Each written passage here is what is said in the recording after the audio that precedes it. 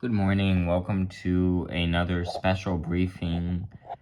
This is on the extreme heat we had in the Bay Area yesterday, including 99.9 degrees at my personal weather station in northern Sausalito. That's just short of 100 degrees. Nearby weather stations had very similar readings. In fact, one weather station in the Tiburon Hills just across the Richardson Bay had 100 degrees.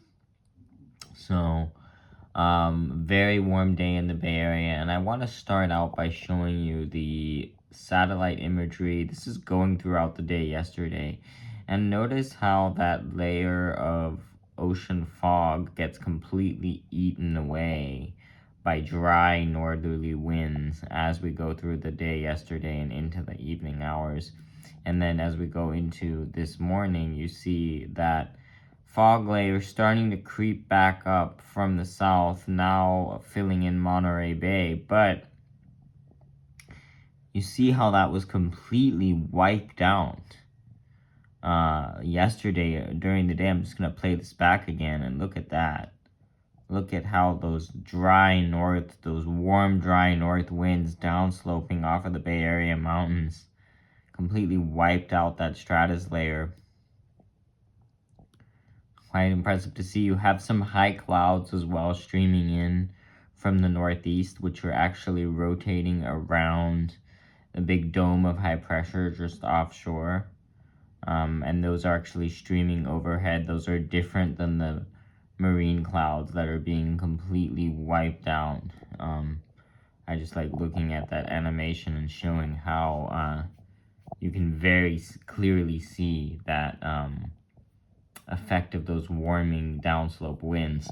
Here this is something called the Fort Ord Profiler. I don't think I've shown it on this page before, but basically it shows you the temperature at different layers of the atmosphere going up from the Fort Ord station in the Monterey region. And it's a very good tool to see what's going on with the marine layer and what the inversion layer of cold air at the surface is looking like, how deep it is.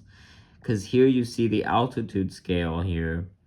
And then here you see these colder colors here indicating colder temperatures. And you see the scale of temperatures in Celsius. So you can see as we started the day yesterday, that marine layer was about 800 feet, and then it rapidly compressed as we went through the afternoon to basically a non-existent marine layer. And then it redeveloped a bit, at least in the Monterey region. There was redevelopment overnight, but watch how it remained very shallow. In the overnight hours, this is no more than about 500 feet. This is a very shallow marine inversion layer, which is exactly what allowed for such warming in inland areas. If we go back, okay, unfortunately I've closed the satellite tab, so I can't show that again, but this is why it got so warm just a couple miles away from the coast. Yesterday, because there was very little marine influence. That marine inversion layer of cold air was very shallow and was not able to penetrate further inland. So if you go and look at the temperatures we had yesterday, this is the maximum temperature reading for yesterday across several areas in the Bay Area here per the National Weather Service, and you can clearly see, even in San Francisco, areas right by the water, Ocean Beach only 65, Golden Gate Bridge Toll Plaza 73, but you look at downtown, the official station at 88, some of the stations here in the financial district, 90 degrees, 87 degrees out by Pier 1, I believe, the station, 87 degrees in Potrero Hill, 96 degrees out by the Bernal Heights region. You had 85 degrees out in Ingleside. So Very, very warm day throughout the Bay Area, even all the way to areas relatively close to the coast. I was looking at some other weather stations not shown here, where it was about 80 degrees all the way out to 19th Avenue in the Sunset area, despite it being only 65 at the water. Daly City, which rarely gets out of the 60s this time of year, was 82 degrees. You had also 72 degrees all the way out to Half Moon Bay Airport. That's a very warm day in Half Moon Bay. 86 degrees SFO. 88 was the high at Oakland. And if you look here, so you had 89 degrees at Wolfback Ridge at about 1,000 feet elevation. And I also want to actually show you a breakdown. So this station all week, yet last week, did not get out of the 50s. I am not joking. It did not get out of the 50s. And yesterday, it soared to almost 90 degrees. And you can clearly see this here. If you look at the data, back to 12 noon on September 16th, all the way till when it started heating up at about 12 noon on the 22nd, on this past Sunday, for 6 straight days, stayed below 60 degrees. It was mostly in the low 50s, as you can see. And then on this past Sunday, went slowly back up to 70 degrees by midnight Monday. Then yesterday on Monday, soared to almost 90 degrees, 89 degrees. This is just short of 90 degrees after an entire week of being below 60 degrees. This is how quick and how drastically the temperature changed at this particular station, which is not far from where I live. And you can see nearby stations as well, 100 degrees in the Tiburon Hills. If I scroll here, you can see 90 degrees at the top of Mount Tam, 90 degrees at Mid-Mountain at about 1,000 feet, 92 degrees at 800 feet on Panoramic Highway. You see very warm air. My personal weather station is right about here, just north of where this 97 reading was. We had 99.9 at my personal weather station. I will go ahead and show that to you now. So this is looking at earlier in the day. This is how quick it warmed up that day. This is yesterday at my weather station at my place. You can see 7 a.m. we had 54 degrees. We actually had earlier, in the middle of the night, we had down to 51.6 degrees. And then look at how quick it warmed up. As we go into late morning, 11 a.m., it's 81. 12 noon, we had 87. Then by 1 p.m., we were at 94 degrees. And then we hit 98 degrees. And then we actually went down slightly and then went right back up, hit almost 100 degrees. In between 340 and 345, we had 99.9. It showed, I can actually go ahead and show you exactly that reading that we had. See, September 23rd, maximum 99.9 on the temperature.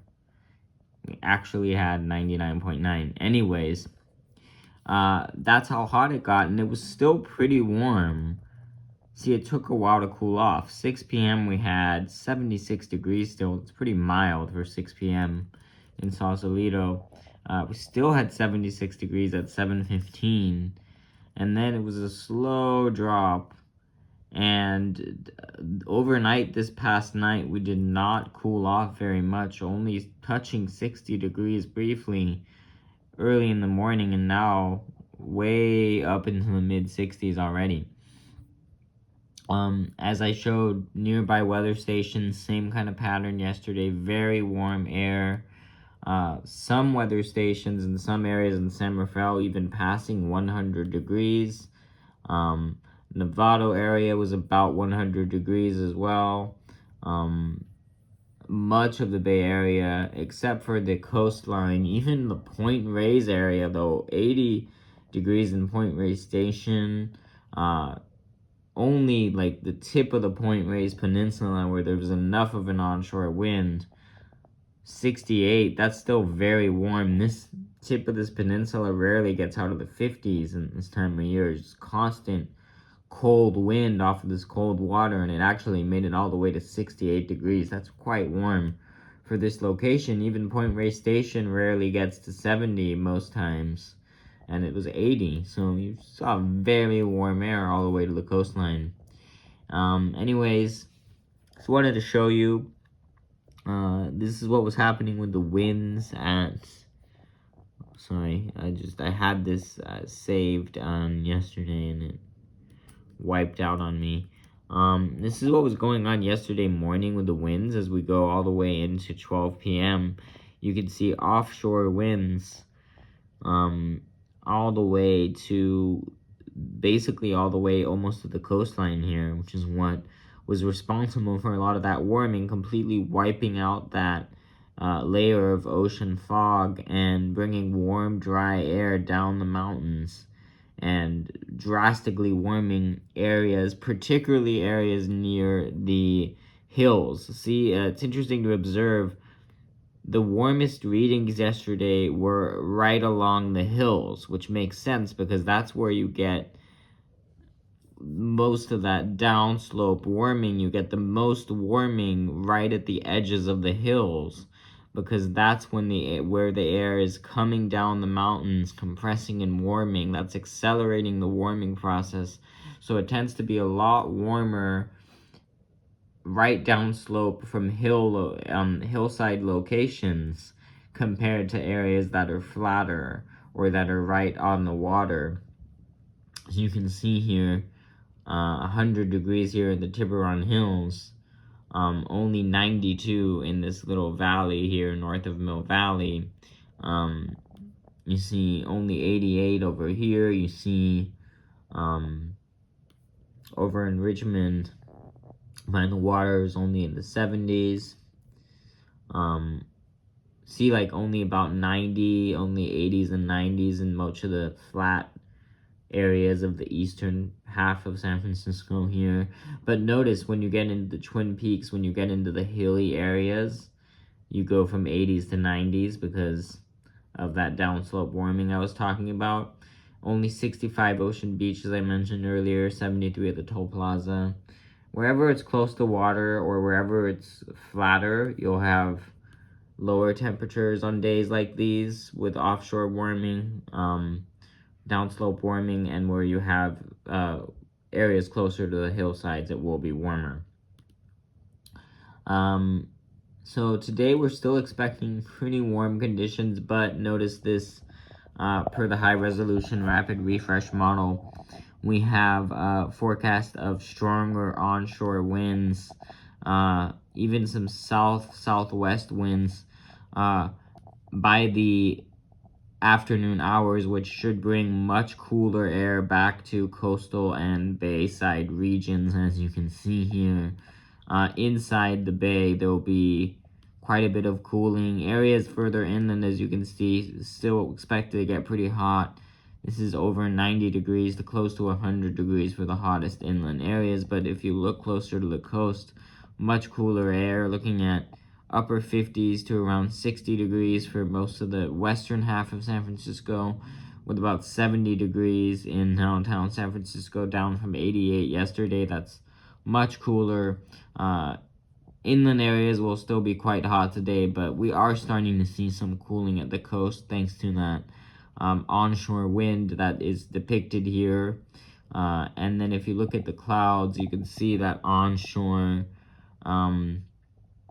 that ocean fog here trying to push back in as we get into, per the computer model projection, as we get into later this afternoon. This isn't exactly what will happen, but this is what's being projected per one of the most reliable computer models we have. Anyways, that's all I have for today. I hope you enjoyed this video. I hope you were able to get something out of it, and thank you for watching.